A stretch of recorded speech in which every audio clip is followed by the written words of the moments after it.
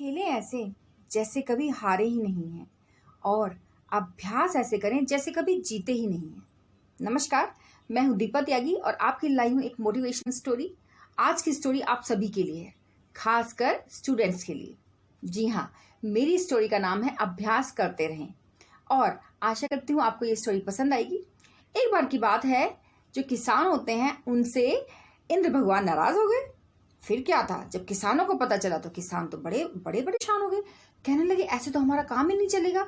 इंद्र भगवान ने बोल दिया था कि मैं 12 साल तक बारिश नहीं करूंगा, बिना बारिश के फसल कैसे हो। सारे किसानों ने निश्चय किया कि चलो इंद्र भगवान को मनाया जाए और वो पहुंच गए इंद्र भगवान के पास और उनसे विनती करने लगे कि भगवान प्लीज ऐसा ना कीजिए, बारिश मत रोकिए, हमारी फसल कैसे होगी, हम तो बर्बाद हो जाएंगे। तो इंद्र भगवान भी बड़े चालाक थे। उन्होंने किसान बहुत ज्यादा आग्रह करने लगे तो इंद्र भगवान ने सोचा चलो मैं अपनी बात शिव जी के ऊपर डाल देता हूँ।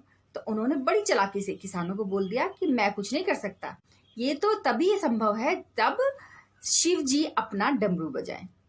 तो किसान सोचने लगे अच्छा ये वाली बात है।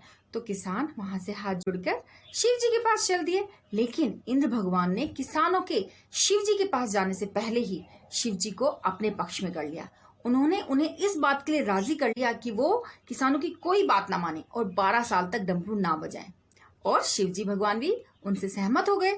जब किसान शिव जी के पास पहुंचे और उनसे विनती की डमरू बजाने के लिए, तो शिव जी ने कहा मैं तो पहले ही प्रण ले चुका हूँ कि मैं 12 साल तक कोई डमरू नहीं बजाऊंगा। जब उन्होंने शिव जी की बात सुनी तो वो बहुत निराश हो गए। उन्होंने कहा कि अब क्या करें, बिना पानी के बिना बारिश के हम कैसे खेती करेंगे। वो घर आके बहुत ही निराश हो गए। वो कुछ काम भी नहीं करते थे, बस बैठे रहते थे कि अब हम 12 साल तक क्या करें। लेकिन उनमें से एक ऐसा किसान था जो डेली अपने खेतों पर जाता, वहां पर साफ सफाई करता, वहां पर बिजाई भी करने लगा। इतनी मेहनत करता वो। तो सभी उसको देखते रोज, तो कुछ तो उस पे हंसते। कुछ लोगों ने एक दिन निश्चय किया कि चलो इससे बात करते हैं। तो वो कहने लगे कि अरे जब तुम्हें पता है 12 साल तक कोई बारिश नहीं होने वाली, तो तुम क्यों रोज आ जाते हो यहाँ खेत में, इतनी मेहनत करते हो, रोज यहाँ की मिट्टी में तुम इतनी ज्यादा अपनी जुताई करते हो, रोज बुआई करते हो, तुम्हें नहीं पता कि बारिश नहीं होने वाली। जब सभी की बात किसान ने सुनी तो उसने कहा कि मैं जानता हूं कि 12 साल तक बारिश नहीं होगी, लेकिन क्या इंद्र भगवान कभी बारिश नहीं करेंगे? वो बारिश जरूर करेंगे, कभी ना कभी तो वो बारिश करेंगे, क्योंकि ये उनका काम है। और मैं भी अपना काम ही कर रहा हूँ। अगर मैं घर पे बैठ गया तो मैं तो भूल ही जाऊंगा कि खेती कैसे करनी है।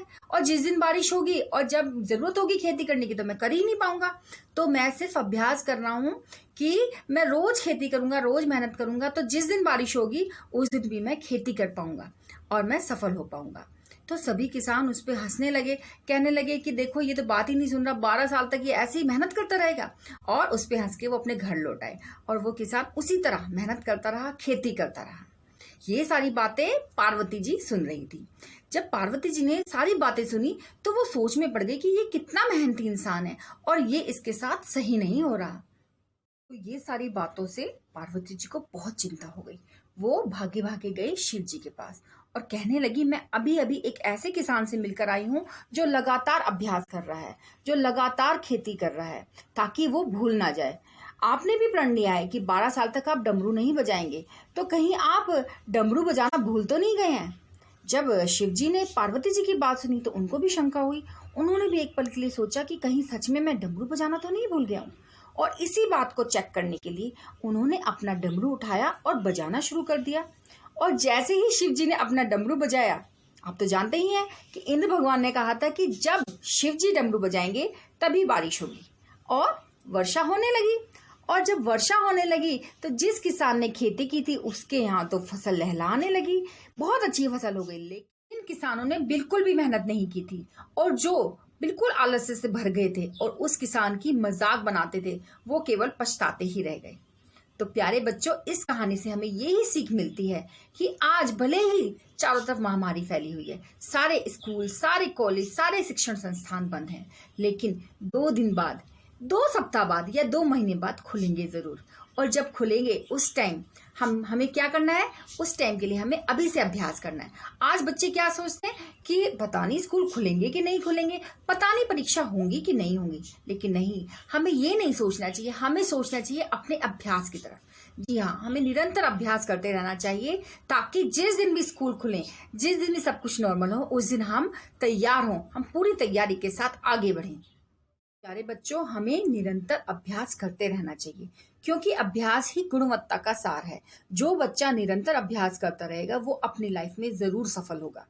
और आप तो जानते ही हैं कि जिस भी कक्षा में आप पढ़ रहे हैं या जिस भी कक्षा में आप जाने वाले हैं, उसमें जो भी ज्ञान आपको डेली मिल रहा है उसको प्रैक्टिस के साथ निखारते रहिए। जी हाँ, क्या पता किन परिस्थितियों में कब एग्जाम हो जाए और आप उसके लिए पहले से ही तैयार रहें। तो आप तो जानते ही हैं ना कि डमरू कभी भी बज सकता है। तो मेरी शुभकामनाएं आप सबके साथ हैं। जैसा कि आप सब जानते हैं, आपके यूनिट टेस्ट भी शुरू होने वाले हैं और मैं जानती हूँ कि आप सब डेली प्रैक्टिस कर रहे हैं। तो आप ऐसे ही बने रहें। ये मत सोचिए कि महामारी फैल रही है, स्कूल बंद है। बेटा, हम तो आपके साथ हैं ना। हम तो आपको डेली आके डेली रोज कुछ ना कुछ बता रहे हैं, कुछ ना कुछ पढ़ा रहे हैं, स्टोरीज भी सुना रहे हैं और आपका सिलेबस भी करा रहे हैं। तो प्लीज निरंतर अभ्यास करते रहिए। और अरे बच्चों, मैं आपसे फिर मिलूंगी अपनी एक नई कहानी के साथ। तब तक अपना ध्यान रखें, घर पर रहें, सुरक्षित रहें और निरंतर अभ्यास करते रहें, क्योंकि डमरू कभी भी बज सकता है।